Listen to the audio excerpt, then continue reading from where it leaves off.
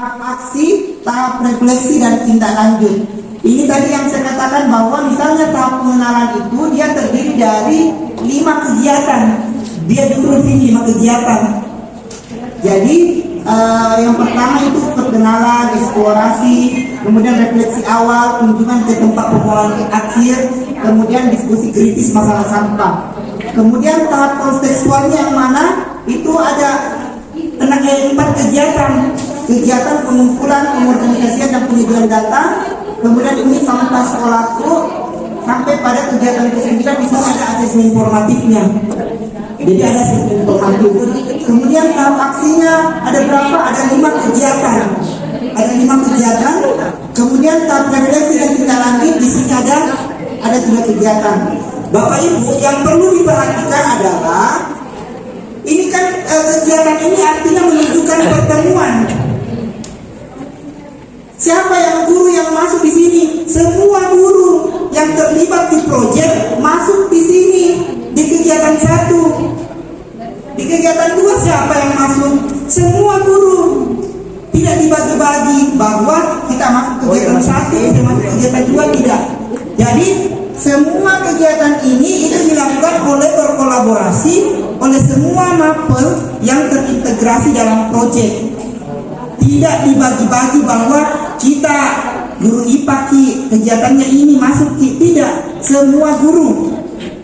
Jadi ini tadi di alur tahapannya di dalam modul ini tahap pengenalan, tahap konseptual, tahap aksi, tahap refleksi dan tindak lanjut.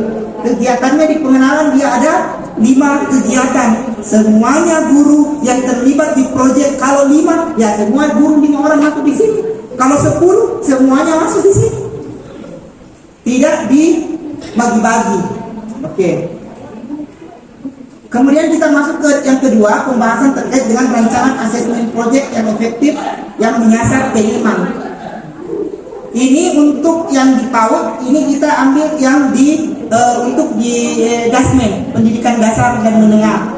Gambaran rapor proyek P5, jadi ini untuk pelaporan akhir di jenjang dasar dan menengah itu berupa rubrik dengan 4 kriteria. Mulai berkembang, sedang berkembang, berkembang sesuai harapan dan sangat berkembang. Boleh juga kita gunakan belum berkembang, mulai berkembang, berkembang sesuai harapan dan sangat berkembang. Jadi ada 2 pilihan. Boleh menggunakan yang ini, mulai berkembang MB, kemudian sedang berkembang SB, berkembang sesuai harapan BSH, kemudian sangat berkembang atau SB. Boleh juga belum berkembang. Di sini belum berkembang atau BB, kemudian di sini MB, mulai berkembang, kemudian berkembang sesuai harapan dan sangat berkembang. Boleh digunakan yang mana saja yang kita sepakati. Betul, tahu, Masya Allah. Dilengkapi dengan deskripsi pencapaian. Bagaimana strategi asesmen yang perlu dikembangkan agar dapat menjadikan pelaporan yang komprehensif, yang menyeluruh di akhir proyek.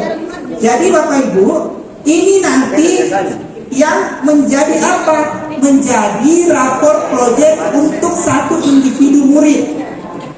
Misalnya ini temanya adalah mengenal dan merawat keberagaman agama dan keyakinan di Indonesia. Kayaknya materinya Bhinneka Tunggal Ika ya. Kemudian dia dimensinya adalah ada 2 dimensinya, berkebinekaan global dan bernalar kritis. Jadi 2. Kemudian ini yang di blok ini itu adalah elemennya, dan yang ini yang tidak itu adalah sub elemennya. Ternyata anak ini atau murid ini itu dia pada dimensi berkebinekaan global, kemudian pada elemen yang ini itu elemennya terlalu kecil, mengeksplorasi dan seterusnya. Ini anak ini sudah berkembang sesuai harapan. Jadi dia sudah berkembang sesuai harapan. Kemudian yang pada elemen yang kedua dia masih berkembang sesuai harapan. Tapi pada elemen yang lain ternyata dia sudah sangat berkembang. Begitu juga untuk yang dimensi yang kedua. bernalar kritis. Ada yang berkembang sesuai harapan, ada yang sangat berkembang, dan yang ketiga ini juga masih berkembang sesuai dengan harapan. Pak, kalau misalnya ada di situ ada belum berkembang, Ini PD belum berkembang. misalnya itu kita tulis dalam apa itu ada dampaknya terhadap anak. Nanti diberikan catatan di bawah Bu. Diberikan bahwa pada proyek A anak ini itu masih berada pada dimensi global dengan tahap belum berkembang. Iya, diberikan deskripsi catatan di bawah. Catatan ini mendeskripsikan ini. Ini tidak ada di situ kepada siswa. Oh, tidak ada di kan ini tidak menentukan untuk naik kelas dan sebagainya. Oh iya ya. Kan biasa kan ada yang 70, 80 tidak ada itu. Tidak ada itu jadi KKTP-nya. Iya. Jadi kita pakai skala ini saja, belum berkembang, mulai berkembang sesuai harapan dan sangat berkembang. Jadi kalau dia di sini berarti apa? Kita tuliskan di sini ternyata anak ini pada kegiatan ini dia sudah berkembang sesuai dengan harapan. Kita lanjut. Guru dapat memperhatikan beberapa strategi untuk mengoptimalkan asesmen proyek. Yang pertama, ini memastikan keselarasan antara tujuan.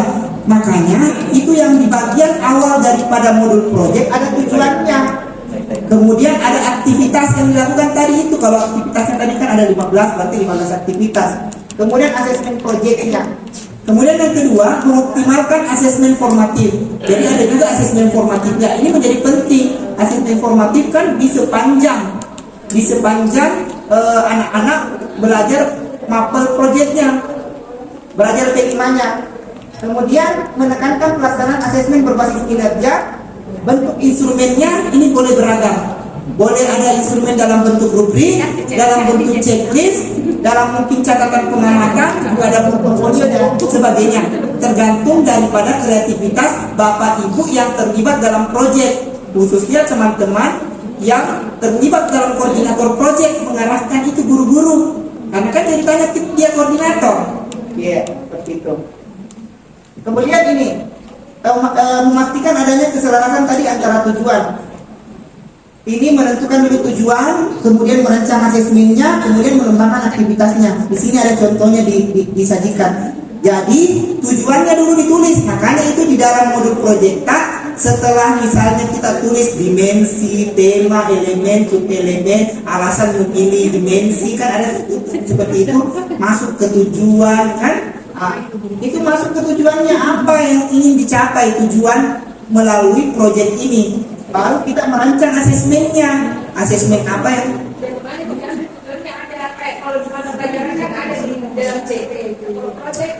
proyek itu merancang tujuan adalah guru-guru beserta dengan tim fasilitasi proyek merancang judul disesuaikan dengan topik tak. Karena setiap misalnya tema Bhinneka Tunggal Ika, tetapi topik tak berbeda, maka tujuannya pun berbeda. Jadi yang merancang ini siapa? Merancang ini adalah tim fasilitasi proyek beserta dengan guru yang terlibat di proyek. Iya. Oke, kemudian mengembangkan aktivitasnya. Ini yang aktivitas yang dikembangkan, berapa aktivitas yang kita mau lakukan. Kemudian mengoptimalkan asesmen formatif untuk membantu murid mencapai tujuan proyek. Bapak Ibu ingat bahwa asesmen awal pembelajaran yang dulu disebut sebagai asesmen diagnostik itu juga ada di dalam P5, bukan di dalam pembelajaran. Ini ada asesmen awalnya dilakukan untuk memetakan kemampuan awal murid dalam mencapai dimensi, elemen dan subelemen profil pelajar Pancasila yang mencapai tujuan proyek. Jadi termasuk memahami kesiapan belajar murid. Bagaimana kesiapan belajarnya anak-anak? Karena ingat di dalam kurikulum Merdeka ada namanya asesmen formatif yang asesmen awal pembelajaran atau disebut dengan asesmen diagnostik itu. Ini jangan sampai anaknya memang nanti berpengaruh di rapor, tetapi kita tidak memperhatikan kesiapan belajarnya. Ini penting. Kemudian asesmen formatif ini yang memiliki porsinya paling besar karena ini dinilai selama pelaksanaan proyek berlangsung. Kemudian asesmen formatif dilakukan untuk menyimpulkan hasil pencapaian murid terhadap tujuan pembelajaran yang untuk nanti dituliskan di rapor proyek. Ya, seperti itu. Kemudian ini menekankan pelaksanaan asesmen berbasis kinerja. Ini ada contohnya langsung di sini. Jadi ini kayak untuk berkelanjutan dengan sasaran dimensinya ada bernalar kritis. Aktivitas murid misalnya ini membuat reportase mengenai pengolahan sampah. Ini boleh seperti ini. Tim fasilitasi proyek dapat menilai kinerja murid selama proses pembuatan reportase berlangsung menggunakan lembah observasi boleh. Jadi buat lembah observasi, misalnya checklist apakah sudah dilakukan, belum dilakukan berdasarkan dengan kriteria yang Bapak Ibu kembangkan sendiri. Contoh misalnya instrumennya begini, ini kan jenis instrumennya tadi sudah rubrik checklist, ini sudah dijelaskan. Saya ambil dulu yang ini. Misalnya ini tadi buat kita yang tadi. Oh ternyata penjelasan pemahamannya sudah luar biasa baik, misalnya atau baik, perlu dikembangkan. Ini Bapak Ibu kembangkan instrumen asesmennya sesuai dengan kegiatan-kegiatan yang ada dalam proyek. Tentunya berbeda. Jadi boleh menggunakan yang ini. Ini instrumen asesmen yang beragam. Ini tadi mulai berkembang, sedang berkembang sesuai harapan, sangat berkembang. Ini ada contoh di sini, kriteria dimensi bernalar kritis, misalnya kelengkapan sajian. Jadi kalau misalnya anak-anak sudah menyajikan jawaban untuk sebagian kecil pertanyaan panduan, berarti dia sudah mulai berkembang. Tapi kalau dia sudah sangat berkembang, berarti menyajikan jawaban untuk seluruh pertanyaan panduan secara terperinci. Sesuai dengan apa? Sesuai dengan kegiatan-kegiatan yang ada di dalam proyek. Kita amati kita. Nah, ini kalau kejelasan penyampaiannya, Bapak Ibu boleh lihat contoh instrumennya seperti ini. Tadi saya sampaikan di sini juga boleh ada yang menggunakan belum berkembang atau BBD. Di sini sudah mulai berkembang atau MB, boleh. Tapi yang ini sama saja berkembang sesuai harapan dan sangat berkembang. Ini tadi sudah. Ini contohnya menggunakan instrumen asesmen masih yang beragam. Ini juga nanti bisa menggunakan sistem checklist nanti. Ini misalnya kriteria apa namanya kedalaman pemahaman. Misalnya mulai berkembang, Bapak Ibu bisa menggunakan sistem checklist saja. Ini untuk nilai akhir di raportnya. Bapak Ibu ini misalnya contoh ada 17 siswa atau murid kita yang mengikuti proyek. Ini untuk proyek yang pertama, misalnya ini proyek yang pertama. Untuk proyek yang pertama itu dia dimensinya ada dua, bernalar kritis dan kreatif. Bernalar kritis dan kreatif. Kemudian ada elemen dan elemennya ini nih yang nanti dinilai. Siswa A, siswa 1. Oh, dia sudah berkembang SB. Kemudian siswa untuk yang ini subelemen yang ini berarti dia sudah berkembang. Kemudian yang ketiga dia berkembang sesuai harapan. Jadi ini adalah rapor untuk proyeknya. Jadi tidak dalam bentuk angka-angka, tapi dalam bentuk interval seperti ini. Jadi ini belum mulai berkembang, belum ada dari secara lebih jelasnya seperti ini. Kalau misalnya mungkin menggunakan yang format ini juga boleh. Jadi kan tadi formatnya di atas, muridnya di sini. Muridnya ini. Tapi kan ada katanya Pak yang kasihkan ke tamrin di terkait dengan nilai yang pertama. Tapi hasilnya,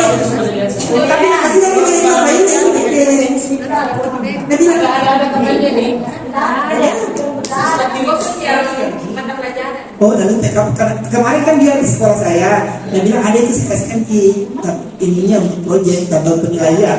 Nah, jadi ini boleh digunakan yang ini formatnya, boleh juga gunakan yang ini seperti itu. Kalau ini dia di sini, yang elemennya dia di sini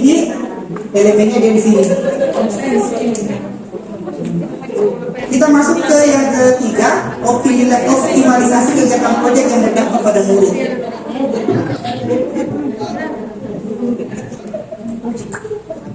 Jadi di sini terdapat beragam cara yang dapat dilakukan satuan pendidikan untuk mengoptimalkan kegiatan proyek yang berdampak pada murid.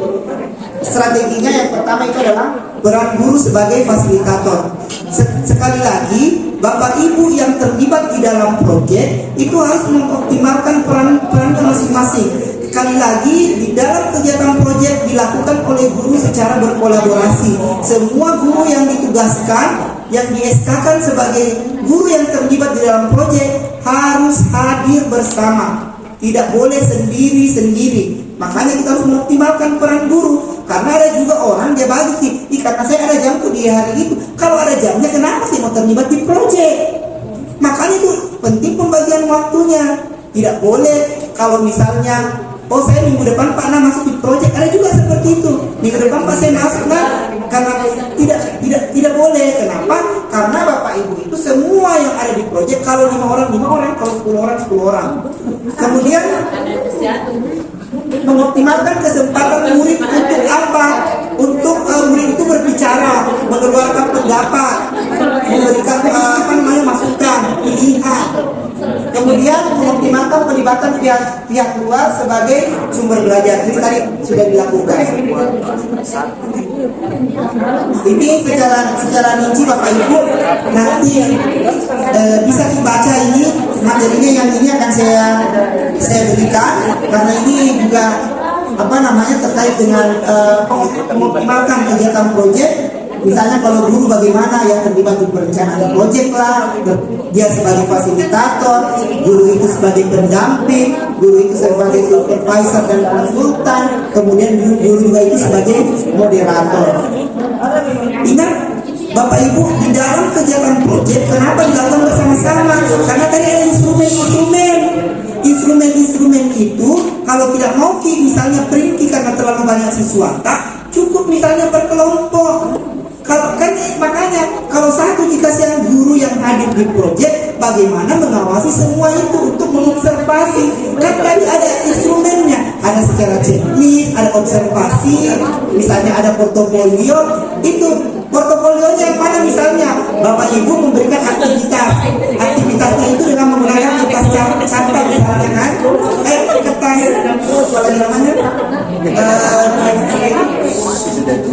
saya untuk yang Indomie shopping itu, saya kan itu kan bisa jadi produknya, bisa digunakan.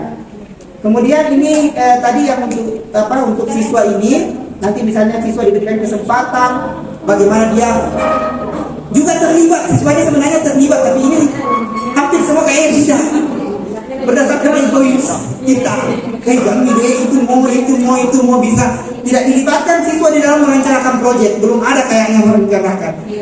Saya juga begitu karena kemudian melaksanakan dan mengembangkan proyek ini, siswa otomatis harus terlibat, dia berdiskusi di sini, memilah, mengolah informasi, kemudian mengevaluasi proyek itu juga nanti siswa sudah terlibat di sini. Kan realitas yang ada di masyarakat. Apa yang terjadi realitanya di masyarakat? Ini karena supaya proyek itu memberikan solusi sebenarnya. Oke? Kemudian bersifat kontekstual. Sampai di sini Bapak Ibu ada yang mau ditanyakan sebelum kita masuk ke LK? Satu, Pak Dianto. Siapa lagi? Pak Salihuddin. Ya. Langsung saja ke Pak Dianto. Mau pakai mic atau?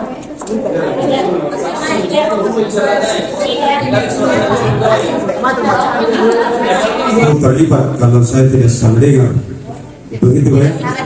Yang saya tanyakan,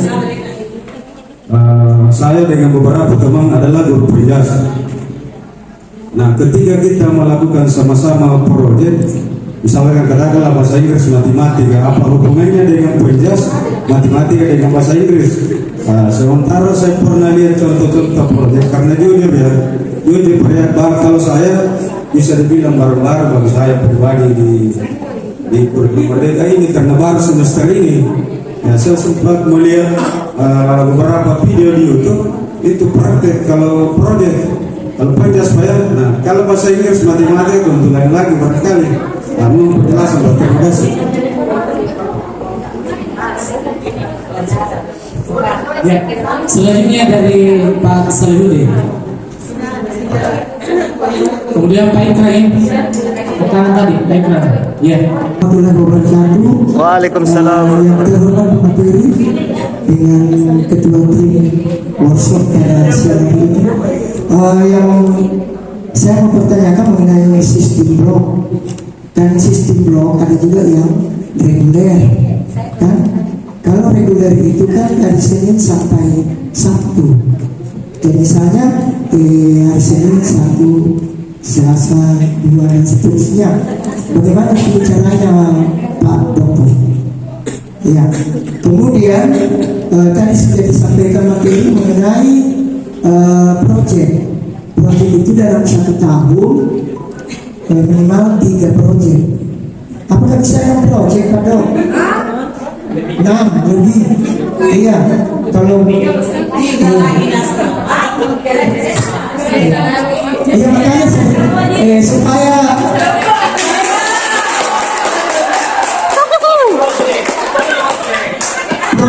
proyek pop. Jadi begini, saya cuma mau pemikiran yang lain, jangan ditanggapi terlalu serius. Ya.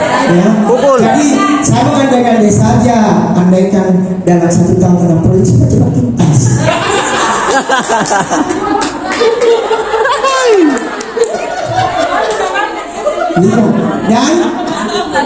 Dan bisa dibuatkan juga suatu aturan bahwa guru-gurunya dibuatkan saja kamar di sekolah supaya cepat selesai kurikulum 13.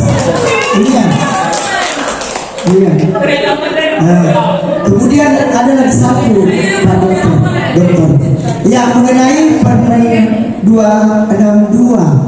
Iya, saya itu tadi sempat berpikir logo ini pemerintah sebenarnya tidak adil. Mengapa? Di sisi lain kita meramu sedemikian rupa agar ini kita bagus, kualitasnya bagus. Di sisi lain hanya tenaga-tenaga orang luar dari Cina saja yang dikirim sini untuk bekerja.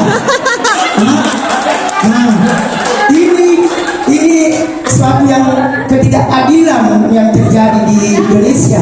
Ini kita punya presiden ini bagaimana sebenarnya? Ya.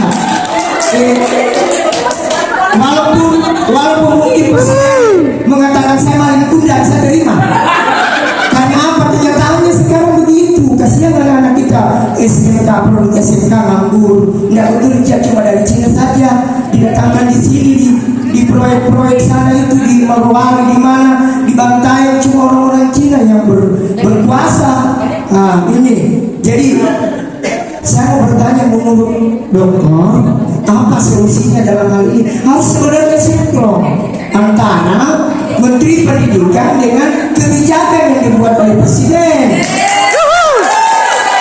Calon Presiden. Jangan di sisi lain ada Permen 262, di sisi lain maunya Presiden lain. Ini yang tidak terjadi saat ini, yang tidak betul. Padahal kita guru-guru ini kerja keras. Mengapa kerja keras? Ini dipacu ini kurikulum 13.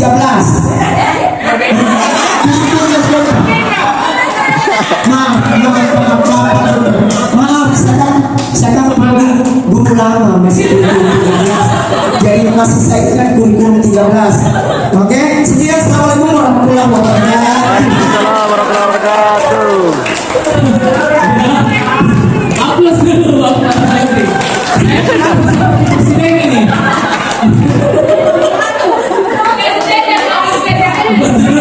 Betul, betul apa yang disampaikan oleh penanya. Saya akan dulu ya, karena terlalu pasal ini ada 3. Yang pertama tentang blog, bagaimana penjelasan juga sudah dijelaskan, tapi tidak apa-apa nanti diperjelas lagi oleh Pak Dokter. Kemudian yang kedua adalah bisakah lebih dari 3 proyek supaya lebih cepat tuntas. Ya, itu cepat tuntas bisa nanti dijelaskan oleh. Dan yang pertanyaan yang ini adalah pertanyaan kayak saya DPR ini ya DPR, tapi tidak apa-apa nanti diperjelas oleh Pak Dokter. Ada jawaban dari Pak Luhut Binsar Panjaitan pada saat itu ketika ditanya kok banyak Cina yang datang, beliau jawab dengan singkat. Dia katakan, bisakah Anda menggantikan ini? Karena kita bicara tentang kualitas, beda kualitasnya. Mungkin seperti itu, tetapi nanti diperjelas lagi oleh Pak Dokter. Yang itu betul sekali. Terima kasih Pak Rusla. Tadi terkait dengan pertanyaannya itu adalah keterlibatan semua guru di dalam kegiatan proyek. Jadi betul sekali Pak, bahwa semua guru yang di SK-kan untuk terlibat dalam satu proyek itu wajib hadir, duduk berkolaborasi bersama di dalam kegiatan proyek. Tidak boleh misalnya hari ini saya tidak ada kaitannya dengan olahraga, tidak mau hadir deh, tidak bisa. Semua bapak ibu yang di SK-kan di P5 itu wajib hadir bersama-sama. Kemudian pertanyaannya, saya kan guru olahraga, banyak terkait proyek itu IPA. Saya tidak seperti itu Pak. Makanya P5 itu co-kurikuler berbeda dengan intrakurikuler. Intrakurikuler itu terkait dengan mapel dan tujuannya. Tetapi kalau di co-kurikuler itu hanya memilih guru yang terkait, bukan tujuannya tapi terkait. Artinya apa yang terkait? Kira-kira dari proyek A itu yang mana guru-guru pada kegiatan ini dia bisa masuk. Bisa jadi kita guru olahraga nih, tapi di kegiatan proyek ada pengukuran, misalnya atau lari atau apa, kan? Seperti itu berarti bapak masuk di kegiatan proyek. Contoh misalnya, kalau di kewirausahaan, kenapa masuk IPS? Karena kan ada ekonomi di situ, kan? Misalnya, kenapa masuk IPA di proyek? Iya, karena misalnya anak-anak bisa belajar misalnya proses pembuatan tadi misalnya kalau gula merah. Kemudian matematika kenapa bisa harus masuk? Padahal tidak ada hubungannya buat ada karena menimbang misalnya berapa takarannya. Ada semuanya terkait proyek namanya. Bukan berdasarkan tujuan pembelajaran bapak misalnya cara menendang bola. Bukan begitu. Cara mengukur lapangan tidak. Tapi konsep-konsep yang ada di mapel olahraga itu bisa dibawa masuk ke dalam untuk mencapai dimensi di proyek. Ya, jadi tidak masak-masak di anak-anak itu kuliah di YouTube masak-masak itu nih namanya miskonsepsi. Tadi di awal saya sampaikan bahwa rata-rata sekolah tidak di SMP 1 Binang, di sekolah lain. Rata-rata sekolah itu hanya fokus di proyek. Pertama-tama kalau kita mau membuat proyek, selalu yang dibahas adalah apa itu ngajarin anak-anak, apa bagus nanti produknya itu kan tidak. Makanya tadi saya bilang, Bapak Ibu nanti pilih proyek misalnya moki yang tidak ada hasil karya nyatanya, misalnya kayak dalam bentuk makanan, produk dan sebagainya boleh, poster juga boleh, seperti itu. Tapi wajib hukumnya semua guru masuk di dalam proyek. Kalau ada Bapak lirik sengaja potong diri. Saya begitu Pak, lebih baik harus dimasuk supaya bagus dong kalau berkolaborasi setidaknya bapak mungkin di belakang bisa mengamati siswa. Wah itu tadi salah ini, nggak begitu nak, saya gitu. Jadi harus kita masuk, semua harus terlibat berkolaborasi. Bapak ibu keberhasilan proyek itu bukan dari satu orang koordinator saja, tapi semua yang terlibat di dalam tim fasilitasi proyek. Jadi kalau ada yang bilang bisa bagus di proyek di sekolah kita, karena saya tidak, karena kami kolaborasi itu penting Oke. Sistem blok tadi kan Kadek saya jelaskan. Untuk pelaksanaan proyek boleh memilih namanya sistem harian. Sistem harian itu setiap 2 jam kita ambil di akhir pembelajaran. Contoh, hari Senin itu ada 7 JP atau 8 JP, kita ambil di pas 7 jam ke-7 dan jam ke-8. Itu di hari Senin. Kemudian hari Selasa kita ambil lagi di jam ke-6 dan ke-7.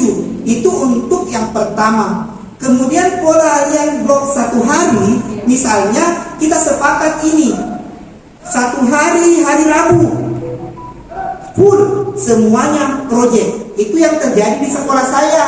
Hari Rabu pokoknya mulai dari jam pertama sampai jam pulang semuanya itu adalah proyek, anak-anak berproyek. Kemudian yang sistem blok tadi, sebenarnya bloknya itu adalah boleh 2 minggu atau 2 pekan itu kita intrakurikuler. Misalnya intrakurikuler itu yang mana? Berarti yang Senin ada IPA, kemudian yang berikutnya Bahasa Indonesia dan sebagainya sampai Sabtu. Tapi 2 minggu berikutnya full project, itu yang dibilang blok. Ada juga orang yang kasih bloki, hitungannya per bulan. Nah, 1 bulan blok atau 1 bulan P5, 1 bulan kurikuler juga ada yang 2 bulan dulu baru 2 bulan berikutnya juga ada. Kalau yang menggunakan itu adalah Atira. Atira. Tapi kan lagi-lagi disesuaikan dengan kebutuhan sekolah. Kenapa? Karena dulu semua memiliki maper. Ada jam pembelajarannya. Belum lagi kalau ambil jam di sekolah lain. Nah, makanya yang terlibat di proyek itu memang adalah guru-guru yang sebaiknya tidak mengajar pada jam tersebut hari itu. Kenapa? Supaya dia fokus di proyek. Jangan membelah diri. Masuk di kelas intrakurikuler, masuk juga di kurikuler. Amin, jadi begitu. Jadi maksudnya harus fokus. Kemudian, apakah bisa minimal 3 proyek? Betul, minimal 3 proyek, boleh lebih dari 3. Kenapa tidak 6 supaya langsung tuntas? Begini, yang dihitungi bahwa itu temanya hanya ada 7. Tidak seperti itu, karena tema boleh sama tapi topik berbeda. Temanya kearifan lokal di tahun ini membuat apa? Membuat gula merah. Tahun kedua mau lagi kearifan lokal, tapi topiknya berbeda. Boleh. Topiknya apa? Kunjungan ke apa? Tempat apa yang ada di sini? Saya ajar lagi di sini. Boleh. Jadi yakin melihat temanya supaya langsung habis, tidak akan habis topik.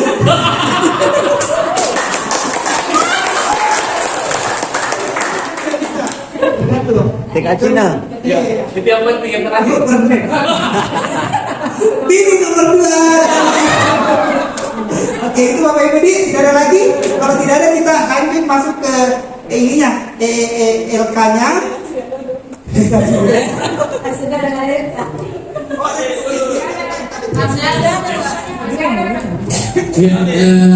Dua orang saja ya, Ibu Irmawati dan Pak Ustadz Rolo. Ya, baru kita masuk ke LK.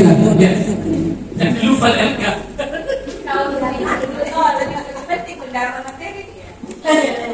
Ya, terima kasih. Assalamualaikum warahmatullahi wabarakatuh. Luar biasa ini pemaparan dari Pak Dokter hari ini, dan saya lihat juga antusias teman-teman yang hari ketiga tapi tidak ada di wajah-wajah membantu di sana. Mulai dari hari pemateri 1, 2 dan yang paling kita tunggu di pemateri ketiga ya. Dan seperti pesannya kami, juri memang ilmunya. Nah, makanya saya dari jam 12 ini melawat kantuk, sengaja duduk di depan walaupun dengan posisi yang paling panas di situ. Kelas bisnis dekat jendela. Ya, terima kasih. Tadi pertanyaan dari teman-teman itu sepertinya curhat yang sudah lama terpendam ini Pak Dokter.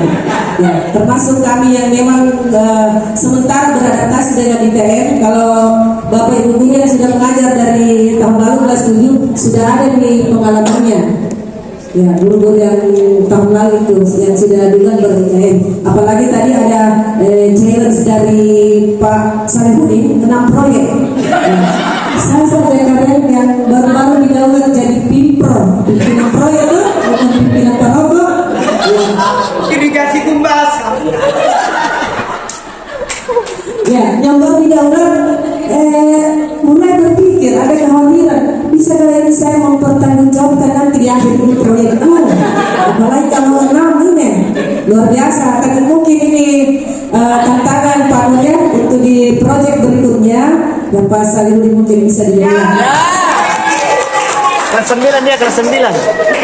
Pilih-pilihnya kita mana karena itu. Kelas 9 nanti tahu. Lanjut, tadi sudah sangat jelas Pak Dokter menjelaskan mulai dari alur tahapan. Tadi ini kan saya konsentrasi ke pengalaman yang didapat oleh sekolah yang sudah menerapkan proyek ini. Katanya mereka selalu konsepnya ke yang outputnya itu produk ya Dok ya. Ya. Mungkin ini kami mau sekali mungkin minimal ada dokumentasi yang bisa diperlihatkan kepada kami yang selain outputnya selain produk supaya kedepannya kita orientasinya tidak ke situ memang. Ya, seperti yang kita mau terapkan di proyek saat kan suara demokrasi berarti sudah pasti bukan ya, bukan produk. Mungkin ada penjelasan lebih detail atau dokumentasi yang Pak Dokter punya yang bisa dibagikan kepada kami di sini. Ya itu saja Pak Dokter.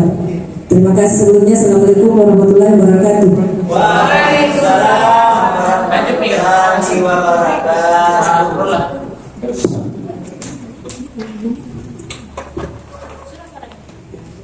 Ya, jadi kalau Pak Saleh jadi ketua koordinator misalnya, ya jangan langsung tulis itu.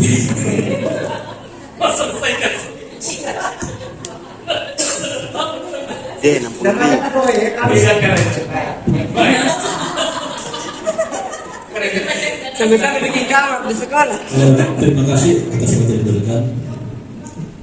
Luar biasa kali pencerahan dari Pak Dokter sebagai pemerintah ini.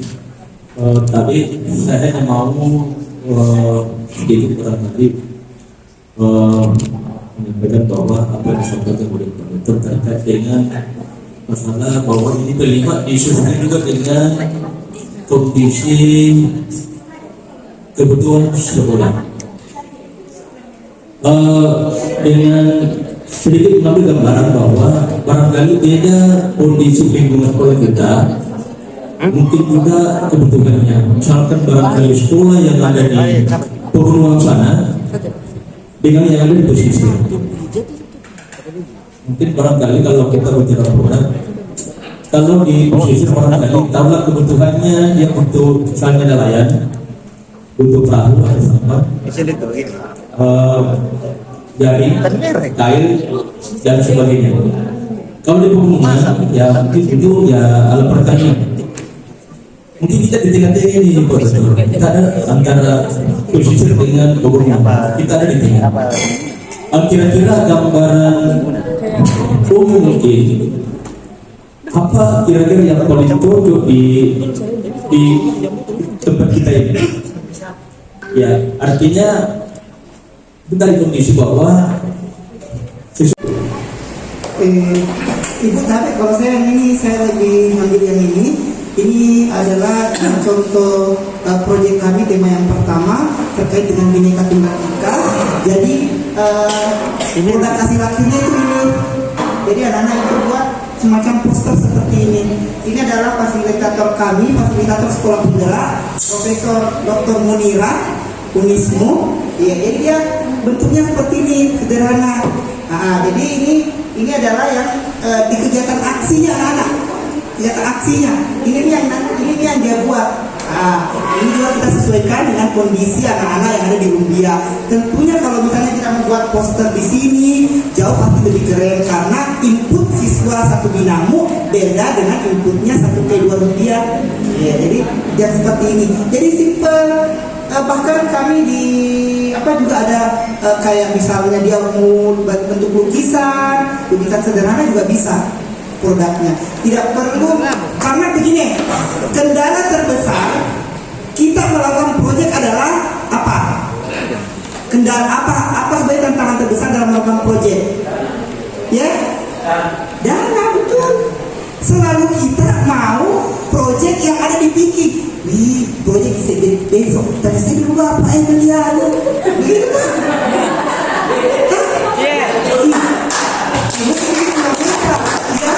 Ini tidak siapa mau dipakai anunya, tidak kok ini siapa mau bawa, ribet kan jadinya. Jadi jangan topik yang ribet, cari yang kreatif tapi unik tapi menjadi pembeda dengan orang lain. Kalau saya begitu Kak, maksudnya saya itu Asus, amati, susuli, ungguli, sempurnakan.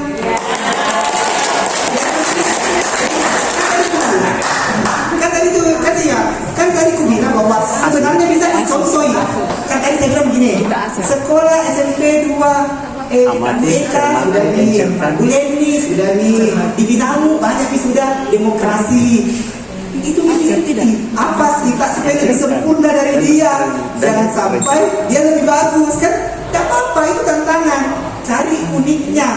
Nah, tadi saya bilang kalau saya juga mengambil tema suara demokrasi, tapi nanti suara demokrasiku itu saya memang sudah rencanakan nanti bertepatan dengan pemilihan umum. Jadi nanti anak-anak akan terjun ke TPS begitu-begitu. Nanti buat video bagaimana anak-anak diajar menjadi saksi, begitu maksud saya. Supaya kalau di sekolah-sekolah pemilihan OSIS itu terus ide-ide begitu yang harus kita cari. Maksudnya apa yang membeda supaya mantap menang itu SMP 1, orang muda semua, pemikirnya banyak, 57 gurunya deh, 50-an. Jadi ada pembeda, itu yang harus kita cari, kejar. Harus kita kejar. Ini berkaitan tadi apa sebenarnya yang paling cocok untuk di siswa di sini. Saya Pak sebagai orang awam KB. Jangan dijadikan Kak dulu dengan kepala sekolah. Saya sebagai orang awam, anggaplah saya di Sinjai. Contoh dia saya di Sinjai. Saya di Sinjai itu ketika mendengar SMP 1 di Binamu, pasti saya bilang begini, Pak Tabakna pasti ini SMP di Jendeponto, ke SMP 1. Kan? Begitu. Jangan dulu karena pasti apa? Input siswa itu jauh lebih keren dibanding yang lain. Berarti fasilitas di sini anak-anak itu cenderung lebih ada. Misalnya ada handphone anak-anak, kalaupun tidak ada pasti punya orang tuanya, kan? Iya. Kalau kita mencari misalnya ide, berarti nanti buatkan di proyek sekalipun misalnya tidak ke arah teknologi yang membuat penciptaan. Tapi bagaimana dari proyek itu anak-anak memanfaatkan teknologi, kan? Contoh misalnya, tidak ada di kapan sekolah suara demokrasi pakai pemilihan pakai Android sama deh, ada bukan? Di sini tidak ada kayak ini. Banyak kita itu bisa kita buat. Tapi bisa dimainkan. Jadi apa? Karena kenapa di sana tidak cocok di rupiah? HP saya nanti tidak ada. Itu yang ide jaringan juga tidak mengenai itu. Jadi cari sesuatu ide-ide yang berbeda nih Kak, tapi disesuaikan dengan kebutuhan anak-anak kan di sini alhamdulillah di kota, di tengah kota. Saya tidak mau tahu tapi bilang tidak semuanya tunji Pak, datanya ada di sana nih. Tidak yang jelasnya apa namanya secara klasikal. Ya. Secara umum. Anak-anak tak ada itu. Nanti soal apa? Pemilihan ketua OSIS menggunakan berbasis online. Jadi ada di fotonya ada di situ. Saya pilih satu. Jadi orang tidak bisa double-double kan? Tidak ada lagi namanya bilik suara kayak KPU itu orang lambang-lambang OSIS.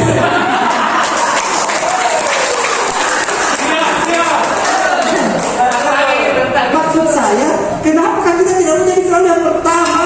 Kenapa kita selalu menjadi pengikut-ikut terus? Saya itu begini, apa di keren nih? SMP 1 keren betul lah. Ayo bantu Pak Basri, keren ini sekolah. Saya itu bilang kalau keren ini sekolah sentral ini pusat ini. Mohon maaf, SMP 9 Binamu. Nanti orang dulu SMP khusus, biar bagaimana pasti bilang orang SMP 1 dulu. Karena kan angkanya 9. SMP 1 dulu. Di mana-mana setiap kabupaten kota yang dicari 1 dulu kan? Betul. 1 dulu. Kalau satu keren, semua yang 51 keren. Bukan Pak Basri keren, Bapak Ibu semua yang keren. Dan Pak pengiring itu Pak Basrinya, kita yang keren sering. Jadi temukan ide-ide, lihat di potensinya siswa. Siswa aku ada HP-nya, kira-kira bagaimana cara? Itu tadi misalnya, anak-anak sekarang itu di kota di sini tempat bisa kita ajari aplikasi apa kan namanya aplikasi yang kalau buat video capcut aplikasi kan banyak tuh aplikasi buat video kan misalnya tadi misalnya kan banyak tadi Anak-anak disuruh misalnya membuat film dokumenter. Anak-anak memerankan sendiri. Anggaplah misalnya di sekolah ini kan kita tadi sampah itu, tema sampah. Tadi kan tema sampah. Jadi nanti ada anak acting buang sampah kan sembarangan. Ada terspiak, oh ini pakai video. Ada kayak stand begini kan anaknya kan. Nah, foto. Terus ada di teman yang lain, jangan membuang sampah begini-begini. Itu bisa menjadi produk film dokumenter 15 menit. Siswa UPT SMP Negeri 1 Dinamo. Posting 15 menit saya pikir Masya Allah. Yang beda, yang unik begitu loh ya. Yang beda, yang unik. Tapi tidak menyalahi bahwa oh ternyata programnya begini, aktivitasnya begini. Sekarang kan tadi bertanya, ya apa ini? Kalau kami di sini, karena siswanya tentu berbeda dengan sekolah yang lain. Ya itu saja, Bapak Ibu. Lanjut begitu.